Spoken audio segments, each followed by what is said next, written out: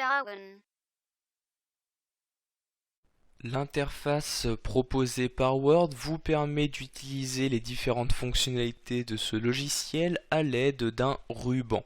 Ce ruban est composé de différents onglets pour vous permettre l'accès simplifié aux outils que vous souhaitez. Par exemple, vous souhaitez insérer un élément, vous avez l'onglet Insertion.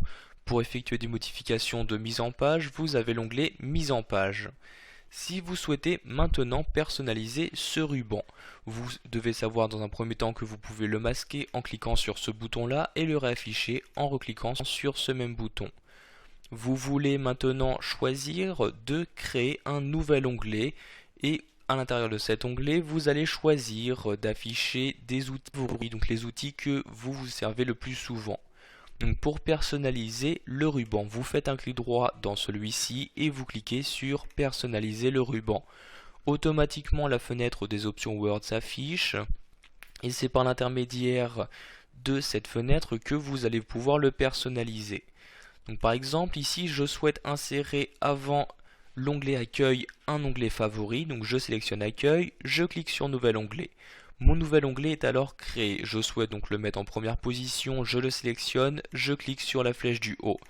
Pour le renommer, je sélectionne bien l'onglet, je clique sur renommer et je choisis dans la fenêtre qui apparaît le nom à lui donner. Par exemple ici je vais le nommer favori comme ceci, je clique maintenant sur OK. Vous devez également savoir qu'à l'intérieur d'un onglet, vous disposez de différents groupes afin de séparer en sous-catégories les outils que vous souhaitez afficher. Donc regardez par exemple, pour l'onglet mise en page, vous avez un groupe mise en page, un groupe arrière-plan de page, paragraphe, etc. Donc par défaut, lorsque vous créez un nouvel onglet, vous avez automatiquement un nouveau groupe qui est créé en même temps. Donc pour renommer ce groupe, vous le sélectionnez, vous recliquez sur renommer comme ceci.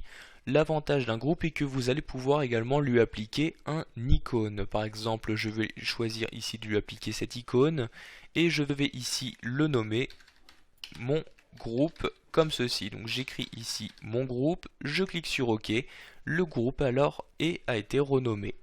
Donc je souhaite maintenant y afficher, donc y insérer différentes fonctionnalités. Donc je sélectionne le groupe correspondant et je vais choisir les outils à y insérer à l'aide de la liste à gauche.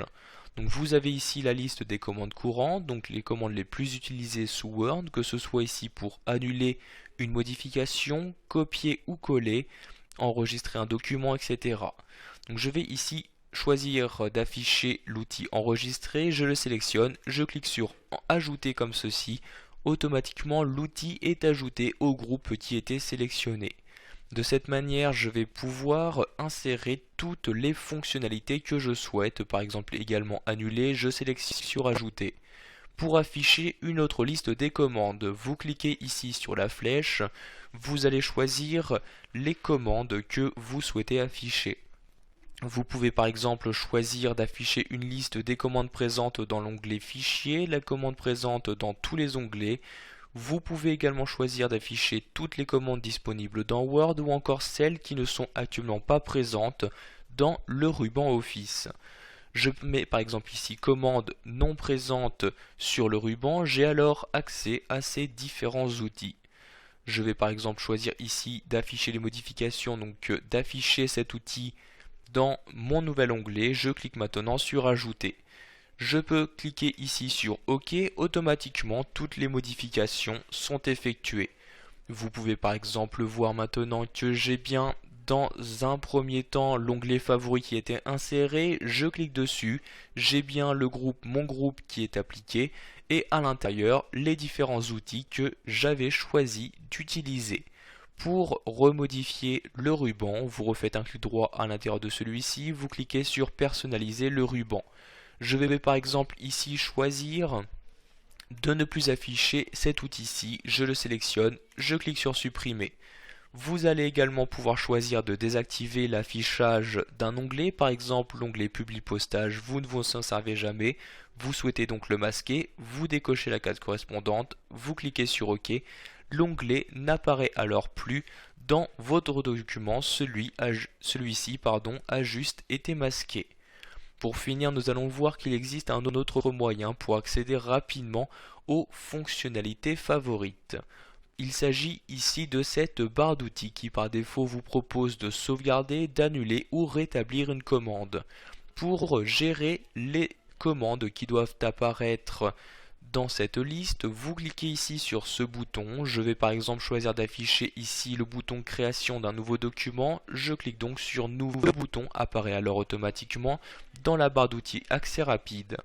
Je reclique sur le bouton. Si je souhaite insérer une commande qui n'apparaît pas dans la liste, je clique sur autre commande et de la même manière que pour le ruban, je vais pouvoir choisir les commandes à afficher. Par exemple ici je souhaite enlever nouveau, je sélectionne, je clique sur supprimer. Je souhaite en revanche ici choisir d'afficher le bouton copier, je le sélectionne, je clique sur ajouter puis sur OK. Les informations ont donc alors été correctement modifiées. Voilà, vous savez maintenant comment personnaliser l'interface de Word, que ce soit en modifiant le ruban ou la barre d'accès rapide disponible dans ce logiciel.